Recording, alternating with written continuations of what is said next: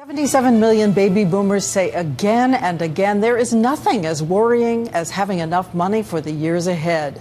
And today, a landmark investigation showed that 44% of all boomers say they are unsure they have enough set aside for the lives they want to lead. Millions admitting to saving nothing at all, being unable to retire. So David Muir spent the day digging into a new reality and the stories of all the people taking a close look at the future tonight. David. Diane, we knew there was worry out there, but this is a portrait unlike any so far. Confidence in being able to retire has never been so low, as we learned today. And tonight here, the baby boomers forced to redefine their own retirement.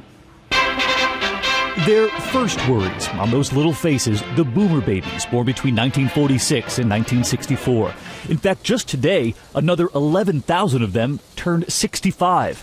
But looming larger than any birthday wish, wishes for retirement, now rapidly changing, and here's why. 6 in 10 say their investments, retirement plans, and their homes have lost significant value in just the last 3 years. Almost half of them, 42%, now delaying retirement.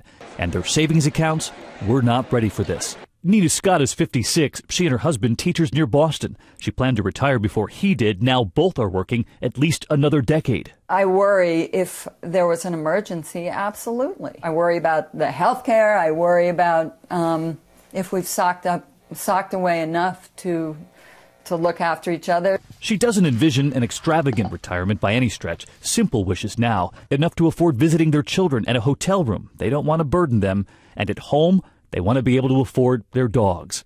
1 in 4 boomers who are still working say they don't see a day when they can retire. The same numbers say they have little or no retirement savings. 64% see Social Security as a key part of their safety net. On the flip side, just 11% are deeply confident they're ready for retirement. John and Jeanette Urbaum near Kansas City, Kansas. John just turned 60. She's about to. He's a manufacturing sales rep, a traveling salesman. Their wishes for retirement have grown simpler, too, since that wedding day. Their first granddaughter changed everything. They're now considering downsizing the home to pad their savings. Because most important now, being able to pay for that plane trip to visit Olivia Grace in Denver. That's about all we think about anymore. John wants to teach her how to fish. We want to feel comfortable that, yes, we can buy a plane ticket and be out there in a day.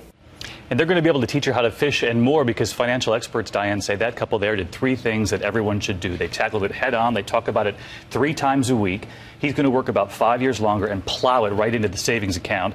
And lastly, they've pared down expectations. That trip from Kansas City, Kansas to Denver will now be as grand as anything they could have imagined, especially because Olivia's at the other end. They may not get that cruise, but they'll get that trip to teach her fishing. And they have advice for the next generation. The savings was the big thing that got the boomers into trouble. Save more than you think you need to save. Okay, thank you.